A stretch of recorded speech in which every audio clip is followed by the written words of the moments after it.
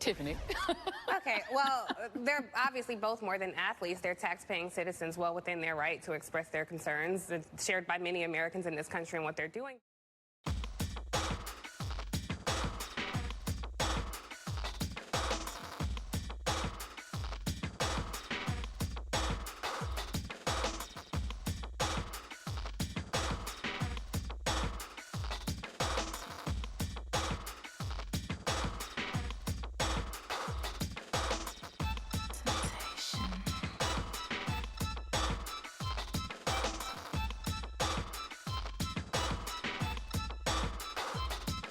I think what Laura Ingraham did was highlight her own ignorance. There's been a long, rich tradition of athletes weighing in on political issues. So This is the same woman who would have told Muhammad Ali to shut up and fight when he was protesting the Vietnam War, or told John Carlos and Tommy Smith to shut up and run during the 1968 Olympics.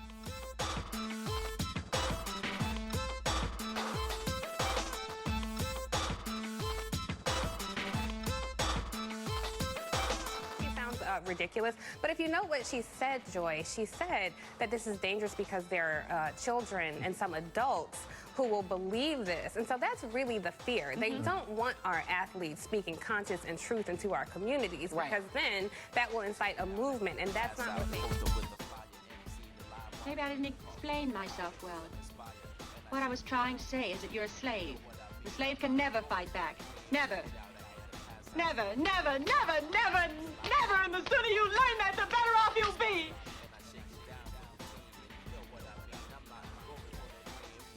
Because if you don't learn it, they won't chain you next time. They'll hang you. Right up there. Do you understand? Do you?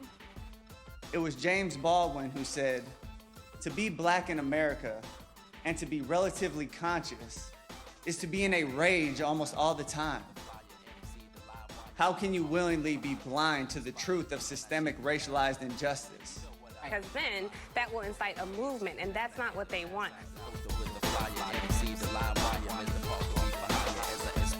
And I shake it down for the team, and you know what I mean. I'm not rolling for no dreams.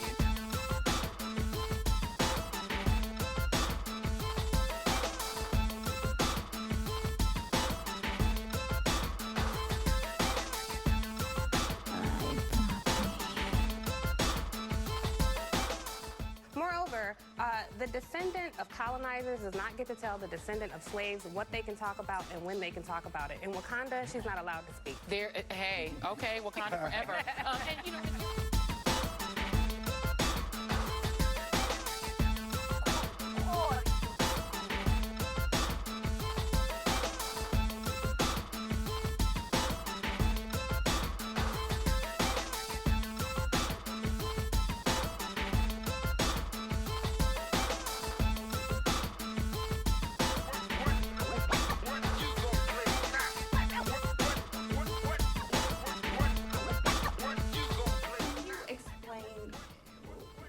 How strongly you feel about the issue of empowerment, the one that you're standing behind, why that was worth that potential risk?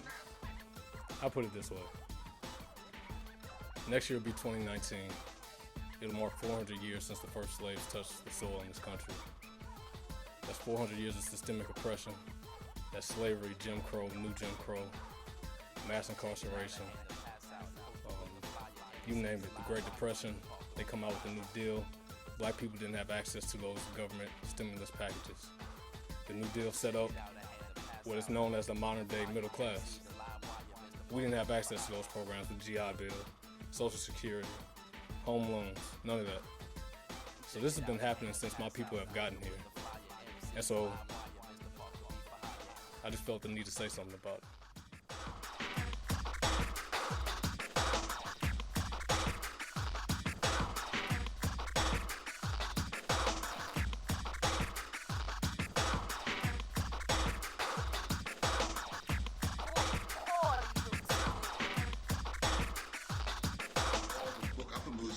That said, if you marry out of your race, you go to jail.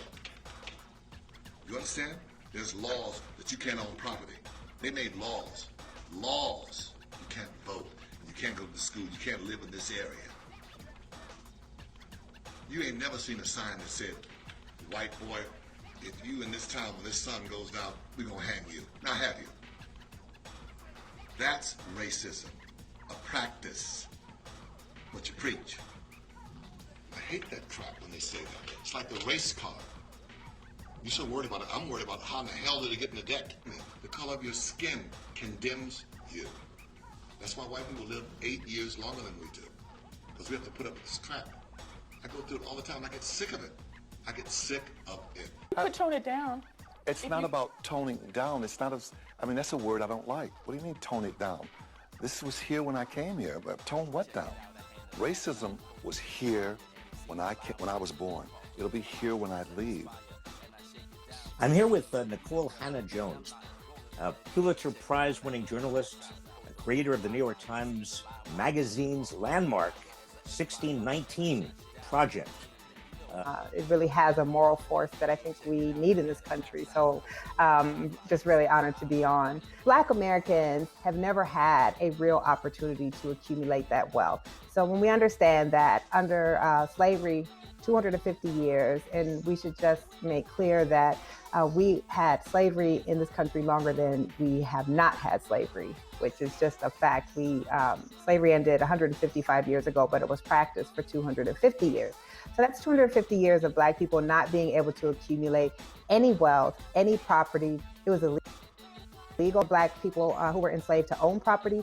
Anything that they owned actually belonged to the enslaver. It was illegal for Black people to make wills and to have heirs. So when Black people gained their freedom at emancipation, they are, as historian Carrie Lee Merritt says, the only group of people in the history of our country who, as a race, started off with zero capital.